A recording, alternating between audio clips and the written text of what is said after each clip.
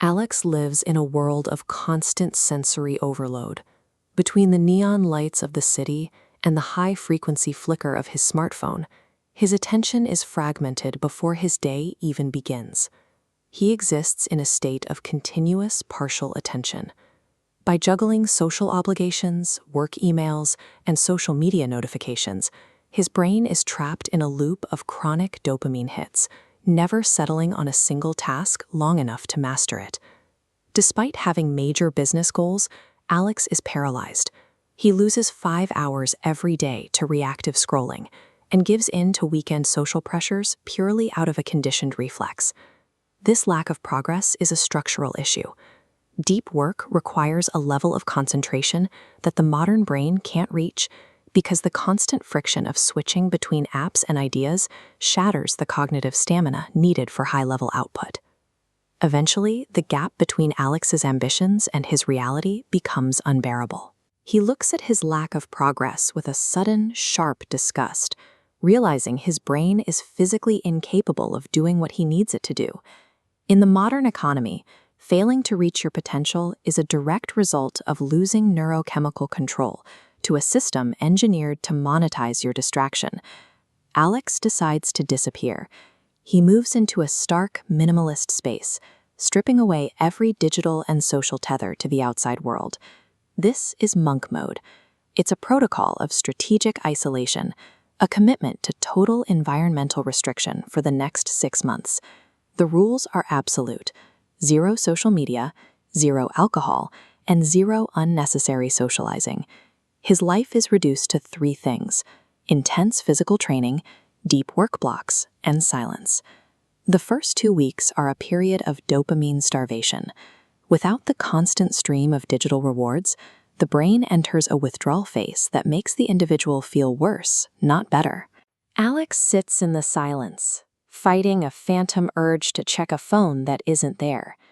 He deals with an underlying current of anxiety and a level of boredom that feels physically painful. This discomfort is driven by biology. Because the brain is no longer receiving its usual digital hits, cortisol levels spike, creating a restless stress response that can't be easily calmed. This early struggle is the necessary proof that the brain's dependency on chronic distraction is finally being broken. By week 3, the initial agitation begins to fade. Alex enters a calmer baseline where the external world feels less urgent. His dopamine receptors physically upregulate, adapting to a low-stimulus environment, making the brain sensitive to rewards of quiet, sustained effort. Now, exhausting tasks like reading dense business plans provide a steady chemical reward. He no longer needs a flood of notifications to feel engaged. Moving into the 3rd month, repeated concentration begins to physically alter the brain's circuitry. Neural pathways used for deep focus strengthen, while the circuits once dedicated to reactive scrolling begin to prune away. Without the constant drag of social comparison or the energy drain of context switching, Alex's ability to learn and build compounds. Every hour spent working produces more value than it did a month ago. High-level output is a natural consequence of a healthy reward system. When the brain is repaired, the hardest work becomes the most satisfying part of the day. After 6 months, Alex returns to society.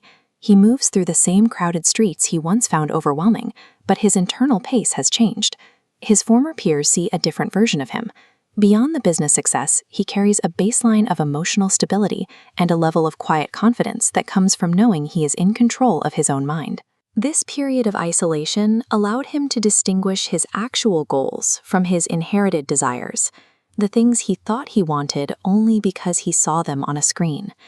By silencing external voices for half a year, Alex stripped away the layer of social performance, replacing reactive habits with a chosen identity.